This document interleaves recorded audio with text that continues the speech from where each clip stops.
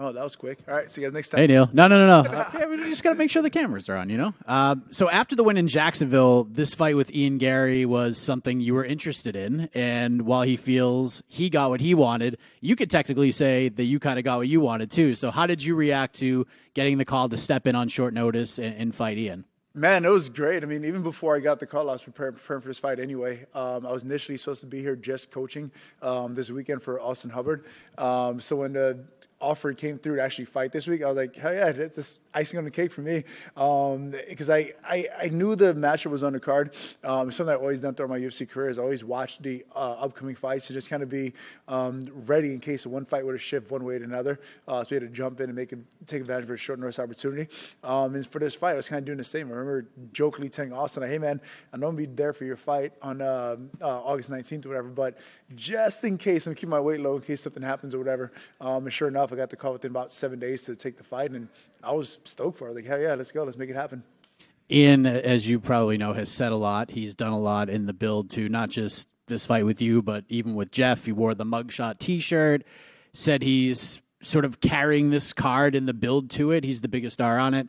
It's not technically the way you promote and sell fights, but what do you make of the way Ian has been kind of promoting and the trash talk, stuff like that? How do you feel about it? I feel great. He's doing what he has to do to sell the card. At the end of the day, he's promoting the card. There's going to be an ass whooping that takes place on Saturday night. I'll be very happy to give him that ass whooping. So he wants to carry on and wear mug shots and do whatever else. Great. Have at it. Do all the work. Go out there. Do what you got to do. But come Saturday night, I'm going to have a time of my life when I'm beating on him. So I'm looking forward to that part.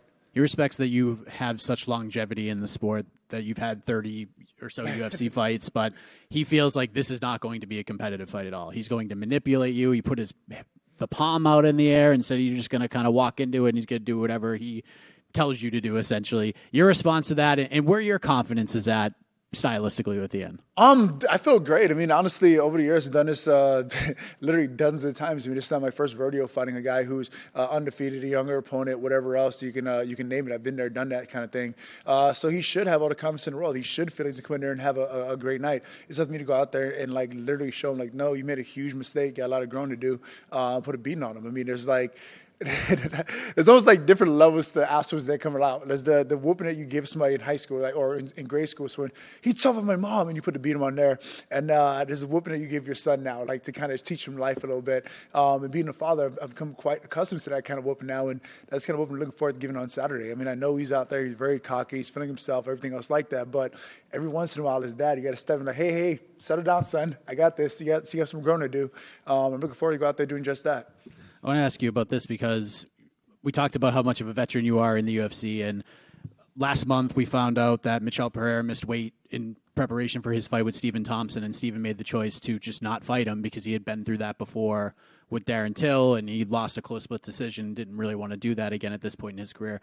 What did you think about that, about Stephen just saying, nah, thanks, but no thanks? I mean, you're turning to a guy who tried to fight Daniel Cormier on a week's notice. So for me to turn down a fight for 3 pounds, like, just something that's not going to happen. But at the end of the day, to each his own. Every man is different. If he felt like it wasn't the right decision for him to make at this point in his career for his own longevity, his own whatever, more power to him. But, like, it's just one of those things that it's very difficult where and it's at the end of the day, I want to be a fighter's fighter. Like, you know what I mean? Like, if a fighter makes a choice that's best for him, I want to be able to support that decision no matter what, especially when it comes to, like, how you view it in the public and that kind of thing. So if he made a decision to not fight because he felt that it would be something that was going to work against him because of the weight discrepancy, whatever else it may be, I wouldn't be able to support that. But as a fighter myself, it's a very hard decision for me to see myself making where I would turn down a fight because of 3 pounds. Last thing for me, I know you're focused on Ian and focused on your fight on Saturday, but big fight in the main event, Aljamain Sterling versus Sean O'Malley. Put the analyst hat on. Your thoughts on the matchup? Who do you think gets it done?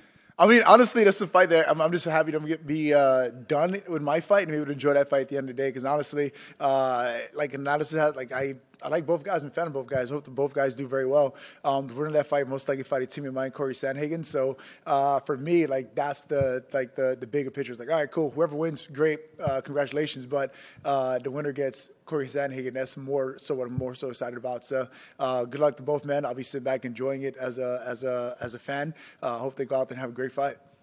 Neil, over here to your left. Neil, over to your left. On the left. obviously we weren't expecting to speak with you, a week ago, but that's what you do. You're a true BMF. You're always stepping up, taking fights on a week's notice. Are you ever not ready to take a fight on short notice?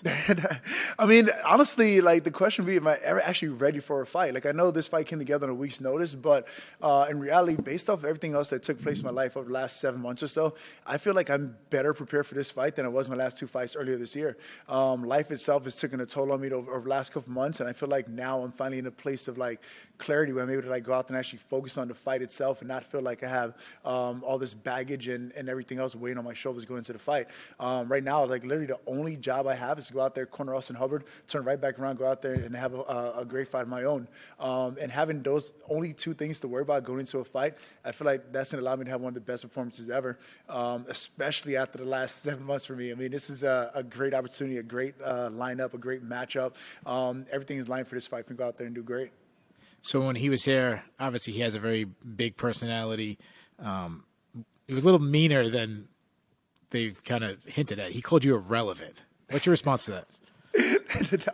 I mean, to his own, say what you want to say, but Saturday night, I'm going to literally, I won't even say beat, I'm going to spank that ass. It's literally look like a dad taking to his son. That's what it's going to look like. And like, it kind of excites me. Like, you know what I mean? Like, it's one of those things like, everyone's only as good as the last fight. My last fight was split decision win. So I'm sure some people sit back and look at it like, oh, like that fight wasn't the greatest. The fight was this, the fight was that. But at the end of the day, like I know what I was going through during that time through that fight, and I know how much that fight meant to me. I know where I'm at mentally now and what I'm capable of. And Saturday night is going to be almost hysterical watching him cry. Like it's gonna be that fun for me. Like it's gonna be a great opportunity. So obviously you've had an incredible run in the UFC. You've beaten some really good fighters, but you've also had some lows.